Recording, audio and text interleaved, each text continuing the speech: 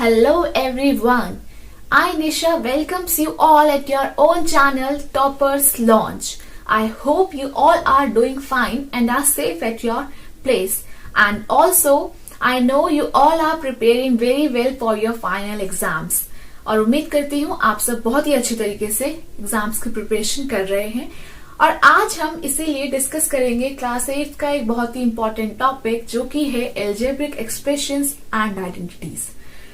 Video के and में हम कुछ आइडेंटिटीज डिस्कस करेंगे जो कि बहुत ही इंपॉर्टेंट है और बहुत ही अच्छा चैप्टर है, आपको प्लस मार्क्स जरूर दिलाएगा एग्जाम्स में। देखेंगे ये चैप्टर हमने प्रीवियस क्लासेस में भी पढ़ा है, एक्सप्रेशंस के बारे में जाना है। तो चलिए स्टार्ट करते हैं चैप्टर को। अगर आप चैनल में न्यू हैं तो प्लीज सब्सक्राइब कीजिए चैनल को and please press the bell icon to get the latest updates. So let's start without any further delay. सबसे पहले एक क्विक रिकैप देखते हैं कि एक्सप्रेशंस क्या होती है। ठीक है, चलिए एक्सप्रेशंस वर्ड हमने यूज किया है एल्जेब्रिक एक्सप्रेशंस एंड आइडेंटिटीज। तो जानते हैं कि एक्सप्रेशंस क्या होते हैं, एग्जाम्पल देते हैं और फिर उसके थ्रू हम समझते हैं। देखिए, अगर मैं बोलूं 3x plus 5, this is an expression. ठीक है, अब हमने देखा, हमें पता है कि नंबर्स क्या होते हैं 1 2 3 एंड सो ऑन। हमें पता है वेरिएबल्स क्या होते हैं x a b c d y z and so on. ये वेरिएबल्स हैं एंड ये नंबर्स हैं। और ये जो प्लस का साइन बीच में है इसे हम बोलते हैं ऑपरेशन। ठीक है, तो ऑपरेशन प्लस माइनस मल्टीप्लाई ये आपके होते हैं ऑपरेशन। तो अगर मैं कहूं कि नंबर्स और वेरिएबल्स और ऑपरेशंस जब कंबाइन होते हैं तो क्या फॉर्म करते हैं, एक expression. So we can say when numbers, variables and operations are combined form an expression. बहुत ही इजी था। तो ये क्या है, नंबर्स, एक्स वेरिएबल और प्लस जो है हमारा ऑपरेशन है। इन सब से मिलके हमारा बन गया एक्सप्रेशन। बहुत ही इजी था। चलिए कुछ एग्जाम्पल देखते हैं एक्सप्रेशंस के। जैसे हो सकता है 7z plus 3y। देखें, नंबर्स भी हैं, वेरिएबल्स भी हैं और ऑपरेशन भी है। क्या बन गया, एक्सप्रेशन। और एग्जाम्पल देखते हैं 9a plus 3, क्या बन गया, expression. 6y plus 3z plus 2, क्या बन गया, एक्सप्रेशन। ठीक है, जिसमें हमारा वेरिएबल्स है, नंबर्स हैं और ऑपरेशंस हैं। तो वो क्या फॉर्म करते हैं, एक्सप्रेशंस। चलें आगे बढ़ेंगे और देखेंगे कुछ टर्म्स, इंपॉर्टेंट टर्म्स इस चैप्टर की हम देखेंगे। साथ साथ में एग्जाम्पल्स हम देखेंगे और किस टाइप के क्वेश्चंस आपको पेपर में देखने को मिल सकते हैं वो हम डिस्कस करेंगे। तो जो हमारी पहली टर्म है वो क्या है, टर्म। ठीक है, पहली टर्म ही हमारी टर्म है।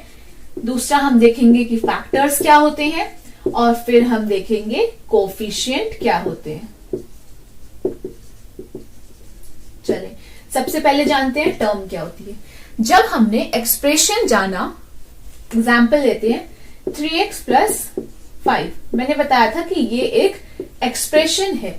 अब 3x और 5 इनसे मिलकर हमारा एक्सप्रेशन बना है, प्लस ऑपरेशन से मिलके। तो ये जो 3x और 5 हैं ये हमारे होंगे टर्म्स। ठीक है, 3x एक टर्म है और 5 जो है वो दूसरी टर्म है।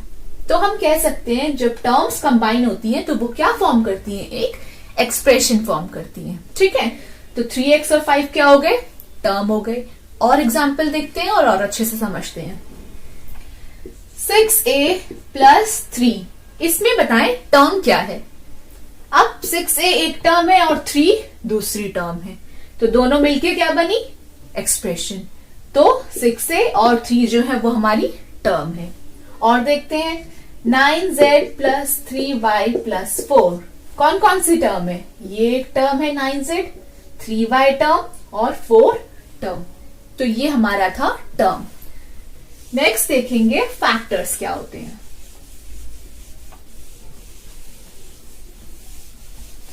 चलें, टर्म हमने देखा, एग्जाम्पल लिख देती हूं मैं। 3x 5y 4z 9a, ये सब क्या है, हमारी टर्म्स है, ठीक है, जो वेरिएबल और नंबर से मिलके बनती है, उसको क्या बोलते हैं, हम टर्म कहते हैं। अगर हम इसी में ऑपरेशंस लगा दें और टर्म्स ऐड कर दें तो वो क्या बन जाएगा, एक एक्सप्रेशन बन जाएगा।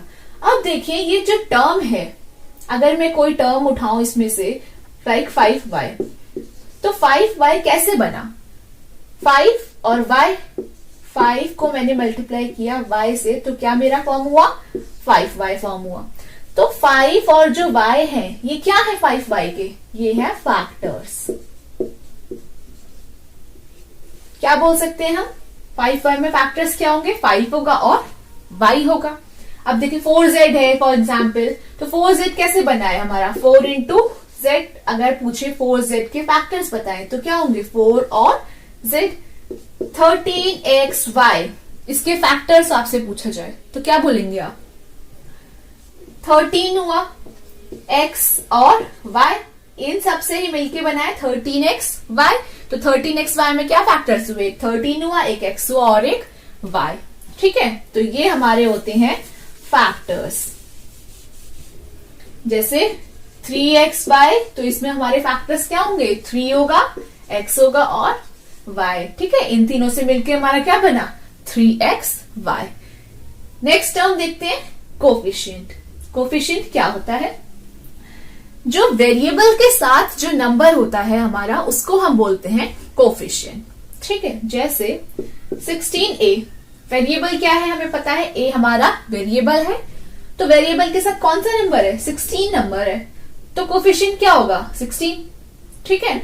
13xy, इसमें कोफिशिएंट बताएं, 13 कोफिशिएंट है, ठीक है। तो कोफिशिएंट देखना बहुत ही आसान है, जो भी वेरिएबल के साथ आपको नंबर दिखेगा वो क्या होगा, कोफिशिएंट। तो क्वेश्चंस आएंगे कि अगर आपको टर्म्स दिए हैं बहुत सारी और पूछे उसमें कि हर टर्म का कोफिशिएंट बताएं, ठीक है, तो आपसे पूछा जाएगा 12z का कोफिशिएंट बताएं, तो आप बताएंगे 12z में जो कोफिशिएंट है वो 12 है।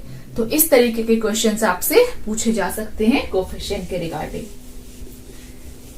नेक्स्ट देखते हैं हम इस चैप्टर का अगला पार्ट, जो है हमारा like terms and unlike terms. Like term और अनलाइक टर्म्स देखेंगे। लाइक की बात आई है तो जल्दी से वीडियो को लाइक कीजिए, शेयर कीजिए अपने फ्रेंड्स के साथ, और पसंद आई है तो कमेंट करके हमें सेक्शन में जरूर बताएं। लाइक एंड अनलाइक टर्म्स क्या होती है देखेंगे। चलें, अगर मैं बोलूं 2a 6y 3a 14a 9y 16zx, इसमें कुछ सिमिलैरिटी दिख रही है आपको, देखें a है इसके पास भी a है और इसके पास भी a है, तो जिस टर्म में वेरिएबल सेम होता है वो होती है आपकी लाइक टर्म्स। तो क्या कह सकते हैं, लाइक टर्म्स में हमारा जो है वेरिएबल सेम होता है, और अनलाइक में डिफरेंट वेरिएबल।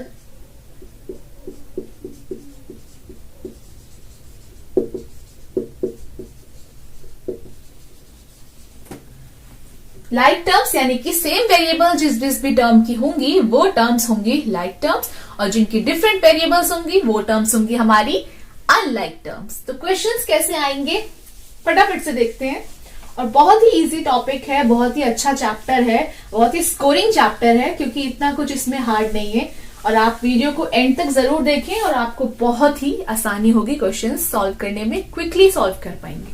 तो देखें, चलिए क्वेश्चंस कैसे आ सकते हैं देखते हैं। 13xy, आपको बहुत सारी टर्म्स मिक्सअप करके लिखी होंगी, 19z 12a 15yx 13z 12a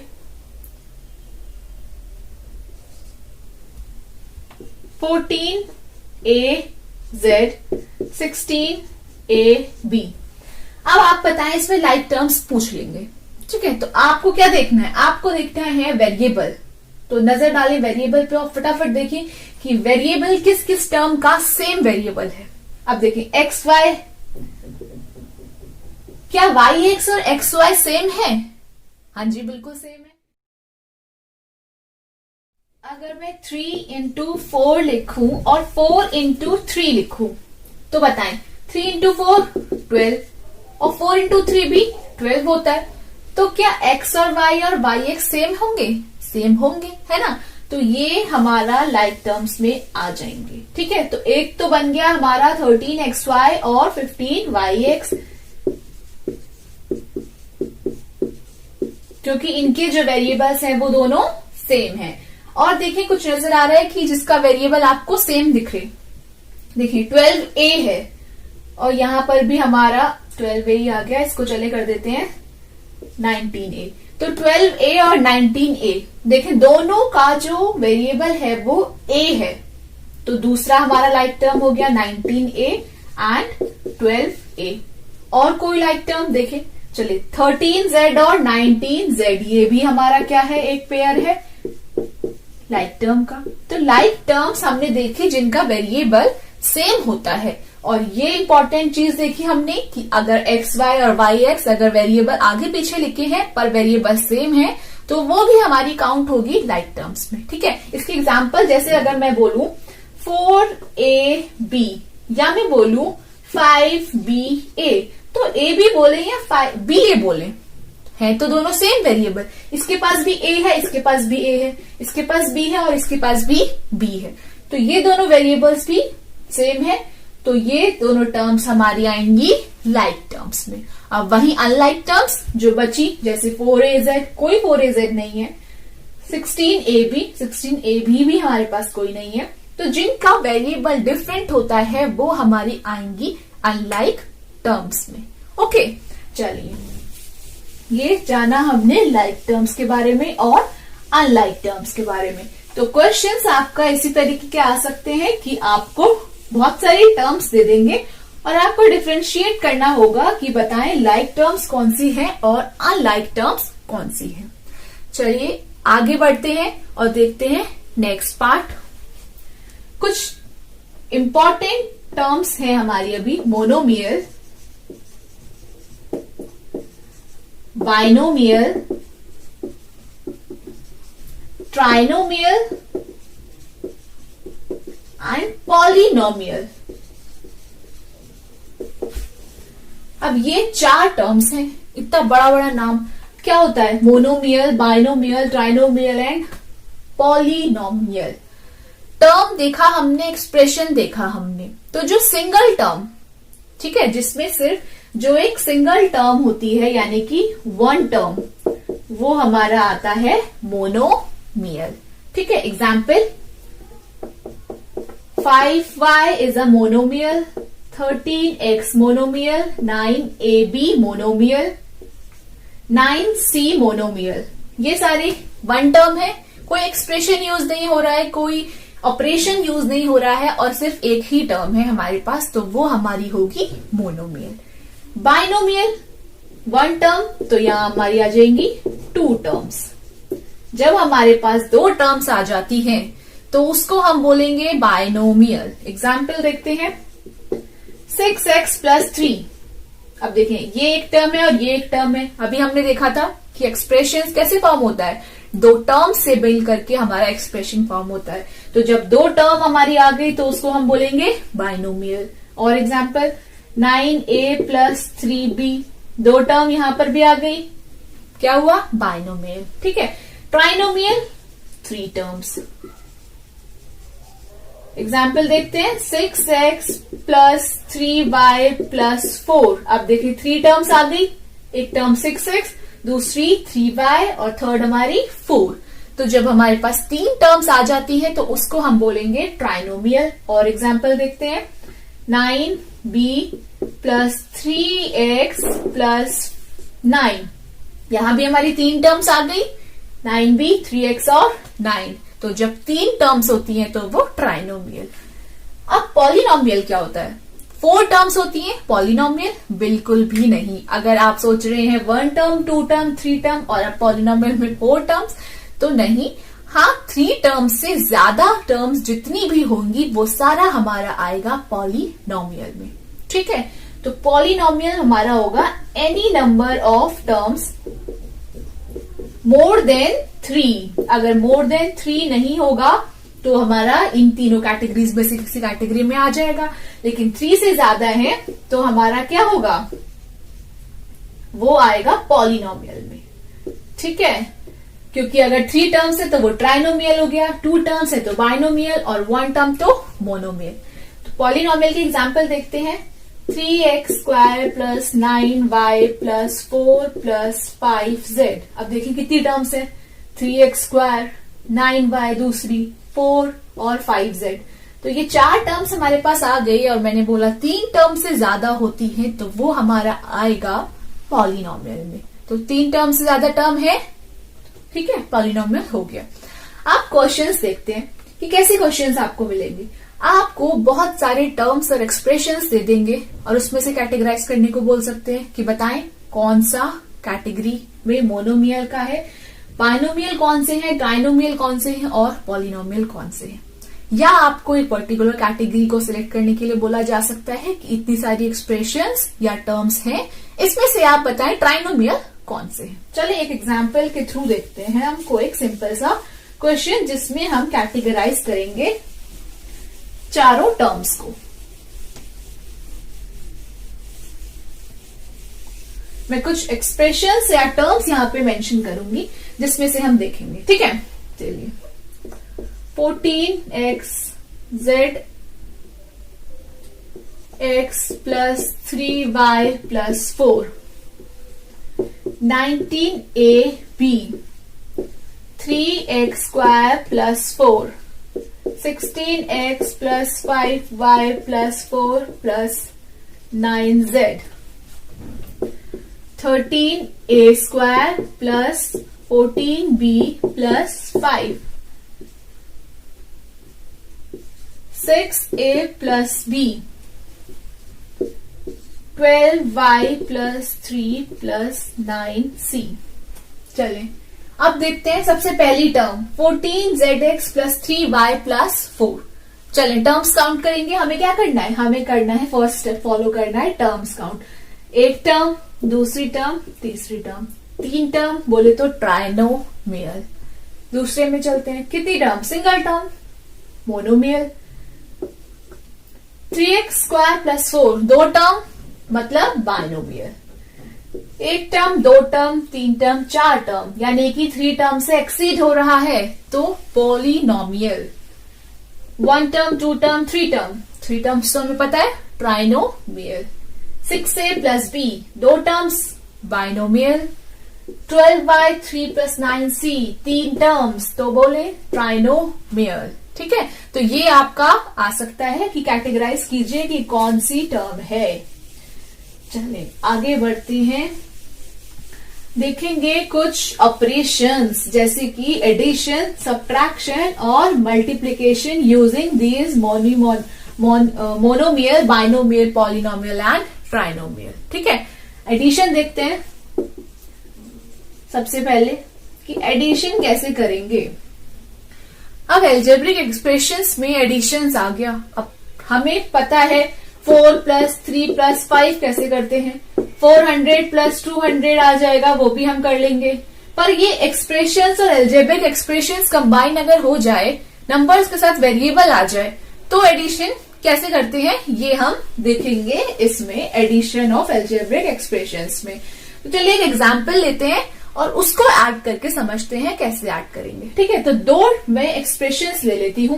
पहले एक टर्म से स्टार्ट करते हैं। ठीक है, अगर टर्म है 4x प्लस 3x तो ये एक टर्म है और ये एक टर्म है। दोनों टर्म्स को मुझे आपस में ऐड करना है। क्या करेंगे, अब एडिशन के लिए एक बहुत ही इंपॉर्टेंट चीज, या सब्ट्रैक्शन के लिए बोले, एडिशन और सब्ट्रैक्शन जब हम करेंगे तो ध्यान में रखेंगे कि हम जो वेरिएबल हो हमारे वो सेम हो।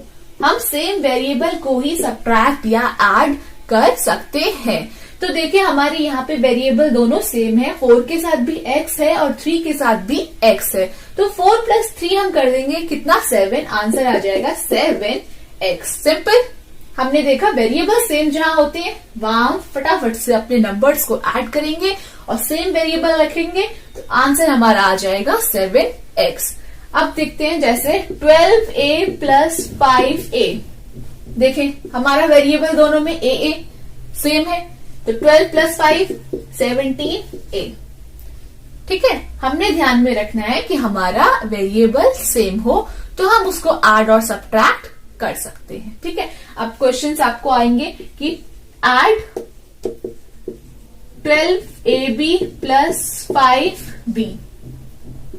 तो मैंने अभी आपको बताया था ab हो या ba हो तो बात एक ही है, तो आंसर 17ab। ठीक है, ये तो हमारा छोटी सी टर्म्स का एडिशन हमने देखा। अब अगर बड़े हमारे एक्सप्रेशंस आ जाए तो उनको हम कैसे ऐड करेंगे देख लीजिए। चलिए, दो एक्सप्रेशंस मैं यहां पर लिखती हूं और फिर हम देखेंगे कि उन्हें कैसे हम एडिशन में यूज करेंगे और कैसे आंसर निकालेंगे।